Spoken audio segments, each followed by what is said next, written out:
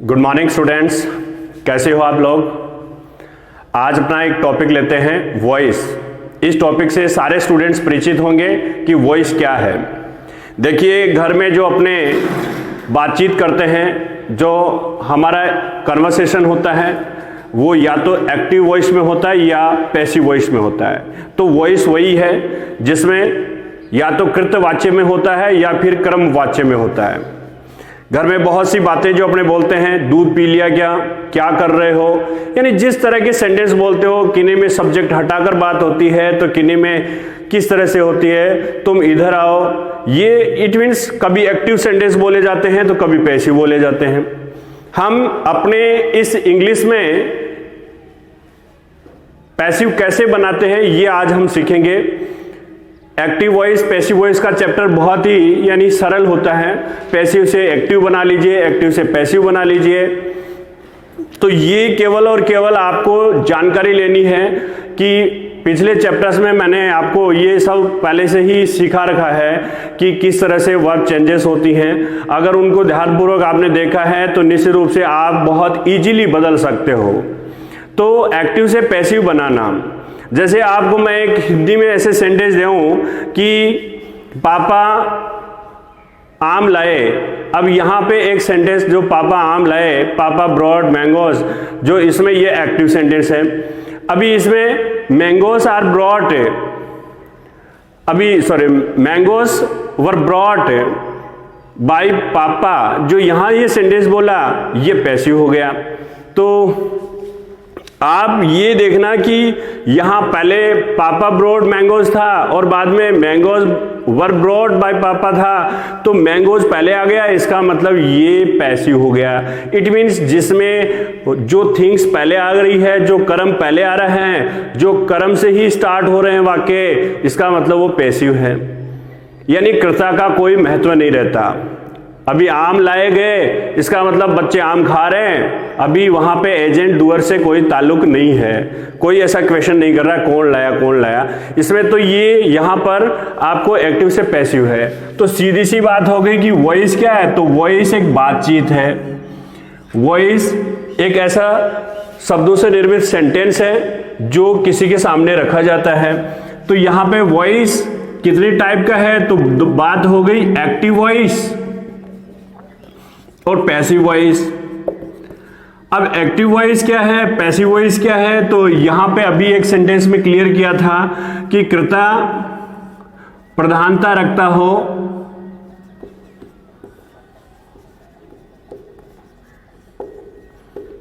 तथा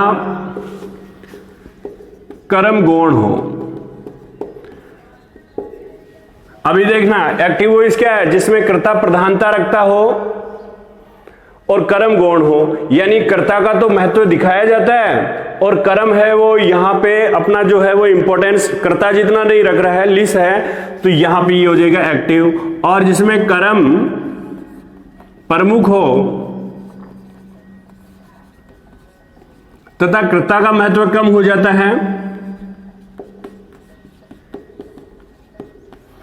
तो वो क्या है, पैसिव है। तो एक्टिव से पैसिव, अभी देखना, राम हेल्प्स श्याम। अभी ये सेंटेंस मैं आपके सामने रख रहा हूं कि राम हेल्प श्याम, इसमें श्याम इज हेल्प्ड।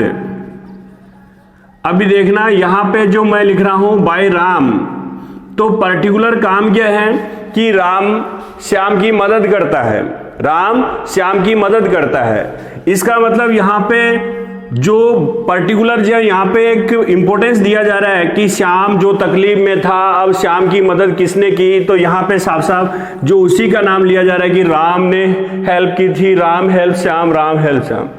अभी ऐसे सेंटेंस, अगर ये सेंटेंस कोई बोला जाता है कि श्याम इज हेल्प्ड, यानी कोई उस समय आ गया था, श्याम की मदद कर दी गई, श्याम डूब रहा था या जो भी है, या श्याम कहीं गिर गया था, उसकी हेल्प की गई, तो श्याम इज हेल्प्ड, श्याम की मदद की गई। अभी श्याम को जो है वो किसी ने सहारा दिया, मदद की, ऐसा अगर सेंटेंस है तो बाद में किसने दिया, तो ये बात में आती है कि भाई राम। इसका मतलब सेंटेंस तो इतना ही महत्वपूर्ण हुआ, यानी ये ऑब्जेक्ट जो यहां पे ला करके रखा गया यही क्या है, अपने पैसिव है। तो सारे स्टूडेंट्स को ये जानकारी हो गई होगी कि पैसिव कैसे बनता है, इट मीन्स पैसिव सेंटेंस को कैसे जाने। दूसरी पहचान, अगर अपने कहें कि अंग्रेजी वाक्य में अपने पैसिव हो, पैसिव भाव हो तो कैसे जाने, तो हमेशा देखिए जैसे अभी आपने लिखा कि राम राइट्स ए लेटर, चलो ये सेंटेंस मैं लिखता हूं और यही सेंटेंस ऐसे लिख दिया जाए कि a letter is written by Ram. यहां पे जो ये बात लिखी गई है तो हमेशा जानिए कि एक्टिव से पैसिव क्या है। तो एक तो बात ये है कि जो यहां रिटन है वर्ब की कौन सी फॉर्म है, थर्ड फॉर्म है। तो जिस वाक्य में HV प्लस वर्ब की थर्ड फॉर्म आपको नजर आ रही है, HV प्लस वर्ब की थर्ड फॉर्म नजर आ रही है, तो ये सेंटेंस पैसिव है। जनरली आपको टेंसेस से अच्छी तरह से मालूम है कि ईजेएमआर होता और उसके बाद में वर्ब की फर्स्ट फॉर्म के साथ ING लगा होता तो ये सेंटेंस एक्टिव में ही हो जाता, लेकिन ईज एमआर के बाद में ING वाला फॉर्म नहीं है, यहां पे वर्ब की थर्ड फॉर्म है तो ये पैसिव फॉर्म है। तो बात तय हो रही है कि आपको हमेशा पैसिव सेंटेंस में मैन वर्ब का थर्ड फॉर्म ही यूज करना है, जिसमें पास्ट पार्टिसिपल यूज होगा। अब स्टूडेंट्स अपने को कुछ बातें जानकारी में लेनी है कि एक एक्टिव सेंटेंस में क्या है। देखिए एक्टिव सेंटेंस जब है तो एक्टिव सेंटेंस में एक तो होगा सब्जेक्ट, दूसरा है वर्ब और तीसरा है ऑब्जेक्ट। यानी एक एक्टिव सेंटेंस है उसमें नेसेसरी होता है इतना मैटर कि एक्टिव सेंटेंस है तो सिंपल सेंटेंस में सब्जेक्ट भी होगा, वर्ब भी होगी, ऑब्जेक्ट भी होगी। लंबा चौड़ा सेंटेंस हो, चाहे कितना ही लंबाई का हो, कितनी लेंथ रखता हो, उसमें निश्चित रूप से इतने चीज को काम में लेकर ही पैसिव बनाया जाता है, सब्जेक्ट, वर्ब और ऑब्जेक्ट। तो विदाउट ऑब्जेक्ट तो पैसिव बनना संभव नहीं है। तो यहां पे ये चीजें होनी जरूरी है। अब हमें पैसिव बनाने वाले समय कौन सी बदलाव करने होंगे, एक्टिव से कैसे पैसिव बनाएं। तो देखिए सब्जेक्ट को तो ऑब्जेक्ट बनाना है, सब्जेक्ट को क्या बनाना है, ऑब्जेक्ट, और ऑब्जेक्ट को सब्जेक्ट।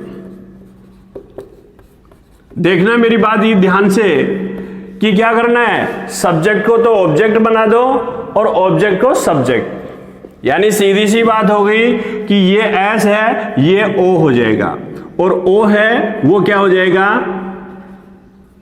जो यहां पे सब्जेक्ट हो जाएगा। तो निश्चित रूप से पता चल रहा होगा कि सब्जेक्ट से ऑब्जेक्ट और ऑब्जेक्ट से सब्जेक्ट, ये आपको बदलाव करना है एक तो। यानी मैं यहां पे ऐसे सेंटेंस दूं कि मोहन कॉल रीना, ऐसे सेंटेंस लिखा, इसका मतलब है ये सब्जेक्ट है और ये क्या है, ऑब्जेक्ट। तो यहां पे सब्जेक्ट और ऑब्जेक्ट दिख रहे होंगे, रीना तो यहां पे आ जाएगी और मोहन वहां पे जाएगा। यानी सीधी सी बात है कि ये अपनी जगह बदल लेंगे, रीना यहां पे मोहन। तो हुआ ना क्लियर कि पैसिव बनाने वाले समय सब्जेक्ट से ऑब्जेक्ट और ऑब्जेक्ट से सब्जेक्ट बनाना है। तो रीना, यहां पे रीना आ गया, यहां पे मोहन आ गया, ये जगह आपने चेंज कर दी। कॉल वर्ब की सेकंड फॉर्म है तो यहां पे ये ऐसे हो जाएगा, वॉज कॉल्ड, तो ऐसे, और बाय मोहन। तो जैसे ही आपने इस सेंटेंस को देखा, अब एक चेंजेस और ध्यान में ले लीजिए। दूसरा चेंजेस क्या है कि पैसिव सेंटेंस में पास्ट पार्टिसिपल, कौन सी, पास्ट पार्टिसिपल वर्ब जो है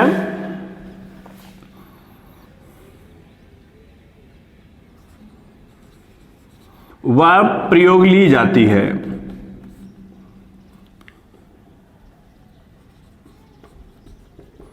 तो ये वाला देखिए कि पैसिव सेंटेंस में पास्ट पार्टिसिपल वर्ब, तो पास्ट पार्टिसिपल जो फॉर्म है वो प्रयोग में लिया जाएगा, ये पास्ट पार्टिसिपल फॉर्म रहेगा। यानी सीधी सी अपनी भाषा में अपने बात कर लो, वर्ब की थर्ड फॉर्म ही प्रयोग ली जाती है। अभी जनरल सेंटेंस में क्या होता है, कोई क्रिया जो है वो अपने ओरिजिन फॉर्म के साथ एस ले लेती है, कहीं इंग ले लेता है, कहीं में ईडी लग जाता है, कहीं में फॉर्म एक जैसा रह जाता है, अलग अलग जो फॉर्म्स मिलते हैं। लेकिन आपको पैसिव बनाते समय ये जानना होगा कि मैं इसका थर्ड फॉर्म यानी पास्ट पार्टिसिपल फॉर्म डाल रहा हूं कि नहीं। तो ये जानकारी पर्टिकुलर आपको रख लेनी है कि we always use the past participle in passive sentence. तीसरी बात, तीसरा सेंटेंस जो तीसरी बात करें कि पैसिव बनाने वाले समय, तो यहां पे देखिए डूअर या दूसरा शब्द दे दीजिए एजेंट, तीसरा शब्द दे दीजिए उस ऑब्जेक्ट को, या ऑब्जेक्ट नहीं,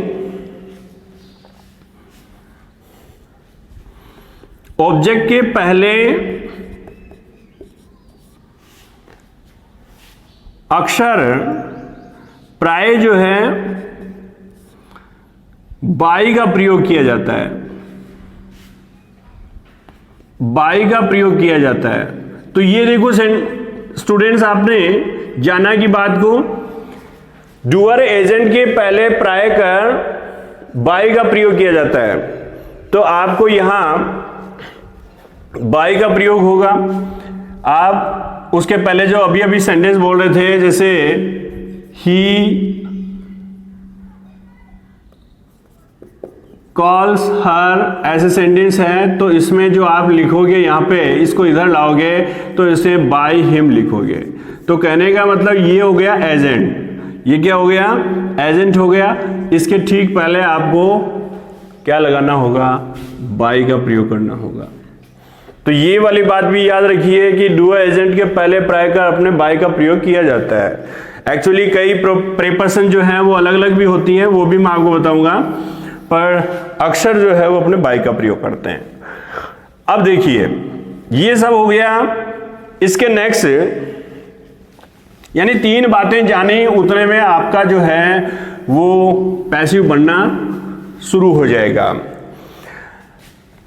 अगली बात मैं कह दूं कि प्रोनाउन जो है वो कैसे बनाओगे, प्रोनाउन में अपने बदलाव रखोगे।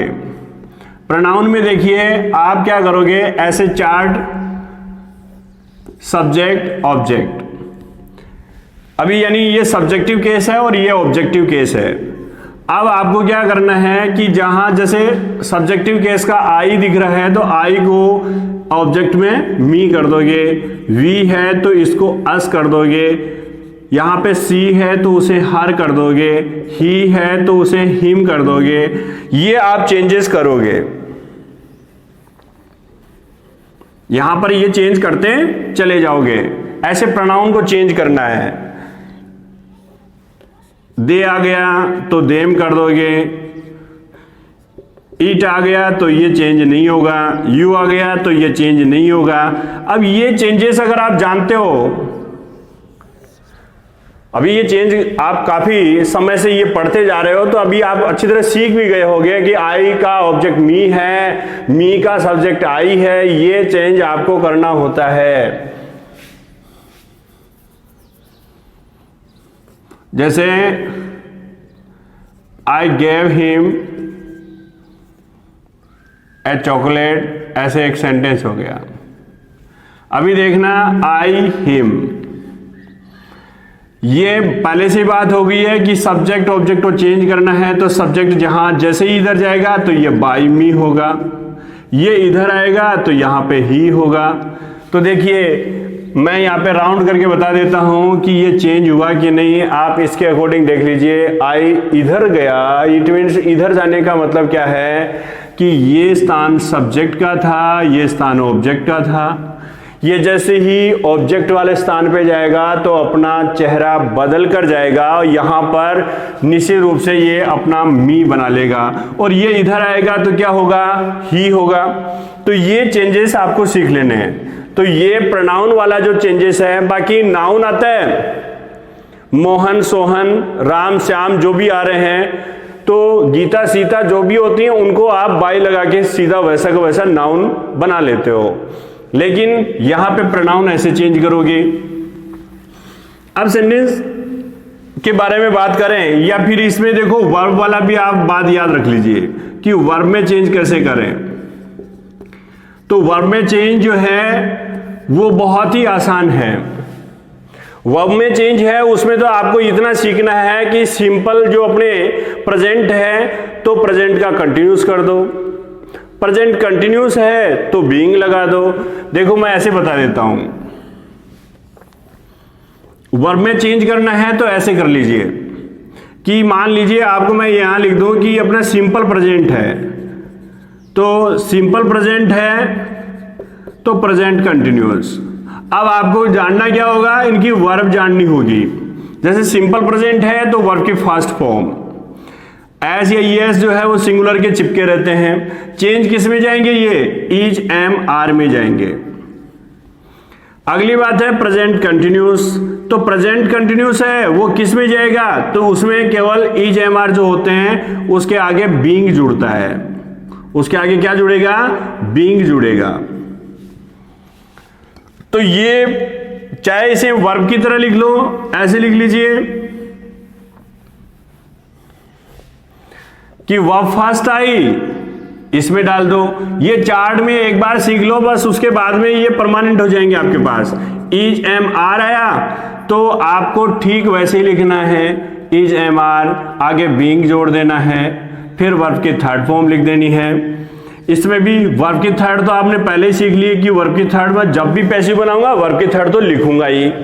अब इज एम आर के बाद में बीइंग जोड़ दिया। हैज हैव आया तो भी आपने यहां जो है वो चेंज कर दिया, इसे हैज हैव यानी हैज बीन हैव बीन कर दिया। और वर्ब की कौन सी फॉर्म, थर्ड फॉर्म।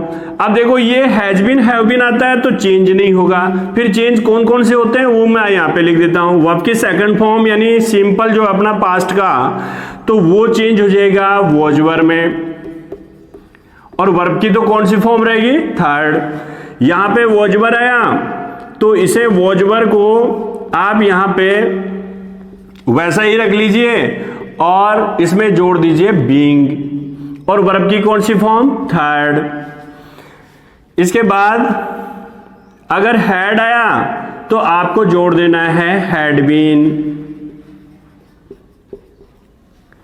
अब देखो हैड बीन इधर आता है तो नो चेंज है, जैसे हैज बीन हैव बीन इधर आया यानी एक्टिव वॉइस के वाक्य में है तो चेंजेस नहीं है, और ऐसे ही हैड बीन इधर आया तो चेंजेस नहीं है। तो फिर चेंज होने वाला मैं आपको सेंटेंस बता देता हूं कि ये चेंज हो जाएगा। अब रही बात जितनी बचे, जैसे अपने विल सेल की बात करें कि विल सेल आए, ऐसा वाला सेंटेंस है तो चेंज कैसे होगा, तो इसे डाल दीजिए ऐसे will be sell be, will be sell be. और इसके बाद अन्य जो बचे हैं जैसे अपने यहां पे विल सेल बी आ जाए, बीइंग आ जाए तो उसे चेंज नहीं करते हैं, कहने का मतलब यह है। फिर कौन सा चेंज हो जाएगा, विल सेल के साथ में अगर हैव लगा हुआ है तो फिर चेंज हो जाएगा, किसमें, विल हैव बीन में और शैल हैव बीन में। देखो स्टूडेंट, आप कुछ भी ज्यादा यहां कुछ ऐसा नहीं है कि आपको सीखने में तकलीफ हो रही है, बहुत इजी है। मैं आपको बताता हूं, देखो यहां पे मैं बॉक्स में लिख रहा हूं, उसके आगे तो क्या लगाया, देखो ये दो ऐसे यहां पे वर्ब लिखी है, दो टेंस हैं, इज एम आर वाले और वॉज वर वाले। तो इज एम आर वाले में तो आपने क्या किया, बीइंग जोड़ा। तो हमेशा याद रखो कि इज एम आर वाला आए तो मुझे उसके आगे क्या जोड़ देना है, बीइंग जोड़ देना है। वर्ब की थर्ड फॉर्म तो लगानी है, ये आया तो इसमें आपने क्या जोड़ा, एक्स्ट्रा बीइंग जोड़ा। तो दो ऐसे टेंस तो हैं जो क्या लेते हैं, बीइंग लेते हैं। अब अगली बात, ये देखो परफेक्ट वाला जो है वो भी मैं यहां पे ऐसे चित्र में कर देता हूं। देखो यहां पे ये परफेक्ट है। अब दोनों दिख रहे होंगे, हैज, हैव और हैड। इन्होंने क्या किया, हैज और हैड जो है इनके ठीक आगे केवल बीन लगा है। क्या लगा है, मैं दोबारा ब्रैकेट में लिख रहा हूं, देखो इनके आगे क्या लगा है, बीन लगा है। तो बी का ये फॉर्म है, तो ये बीन लगा है। तो दोनों में आप याद रख लो, जैसे ही आपको सेंटेंस में हैज हैव दिखे बीन लगा दो, हैड दिखे बीन लगा दो। तो ये वर्ब जो आपको याद रखो। अब दोबारा रिपीट कर लो, ईच एम आर दिखे तो क्या जोड़ना है, बीइंग जोड़ना है। वॉज वर्ड दिखे तो क्या जोड़ना है, बीइंग जोड़ना है। हैज हैव दिखे बीन जोड़ना है, अब की बार बीइंग नहीं जोड़ना है।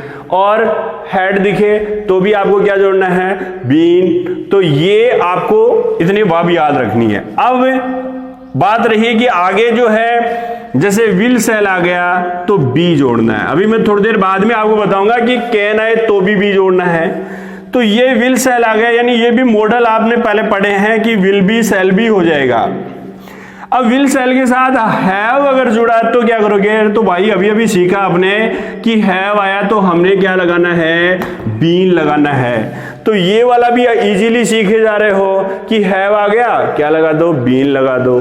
तो ये will have been, sell have been हो जाएगा। इस तरह से ये सेंटेंस होंगे।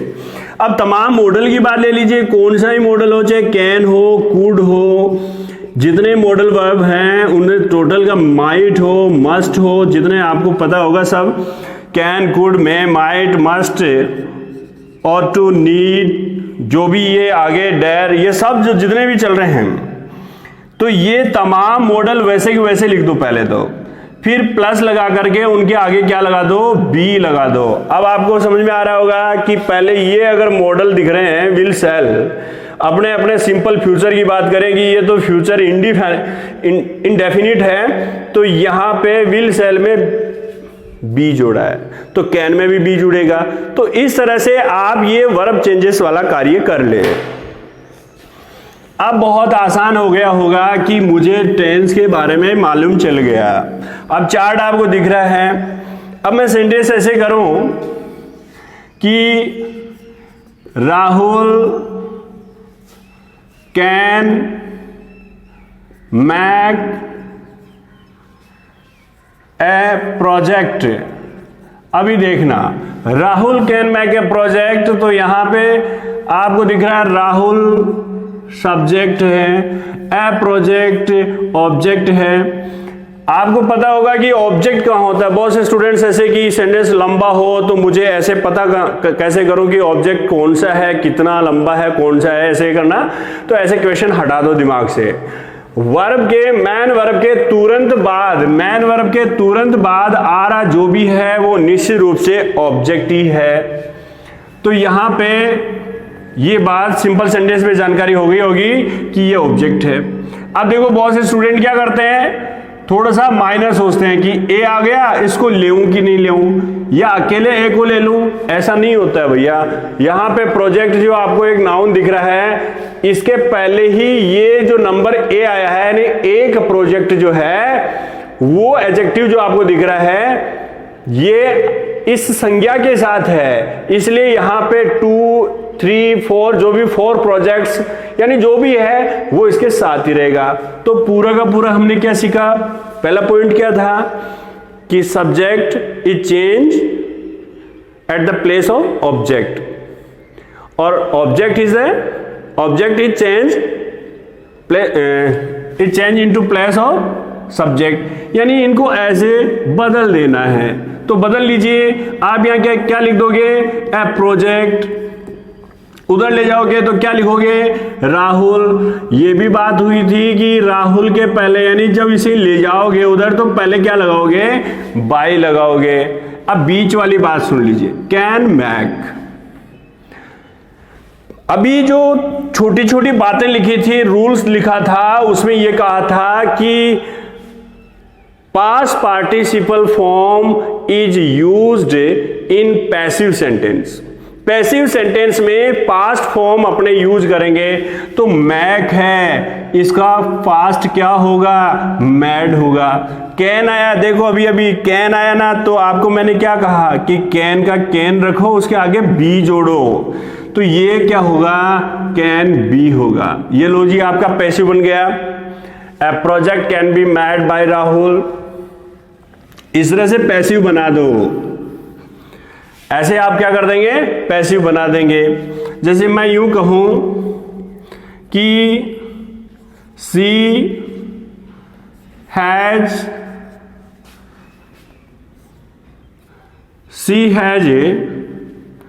टेकन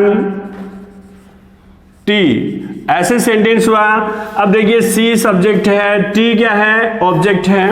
हैज टेकन आया, आ जाने दीजिए, हैज है आया, तुरंत से आपको याद आ गया होगा कि मुझे क्या लगाना है, बीन लगाना है। तो कैसे बदल दोगे कि यहां सब्जेक्ट को उठा करके यहां पे डालिए और टी को उठाकर यहां पे डालिए। कितना आसान है पैसिव बनाना। यहां पे जैसे ही यहां पे लाओगे टी, ले आइए टी। अब देखिए इसके टी भी एक सिंगुलर है, तो दो वर्ब थी हैज और हैव, तो उनमें से हैज ही लीजिए और उसके आगे लगाना क्या है, बीन लगाना है। तो ये हो जाएगा टी हैज बीन। और टेकन यहां पे ऑलरेडी थर्ड फॉर्म दिख रही थी, तो इसका कोई और फॉर्म बनाना नहीं है, टेकन तो थर्ड फॉर्म ही है, तो यहां पे टेकन हो गया।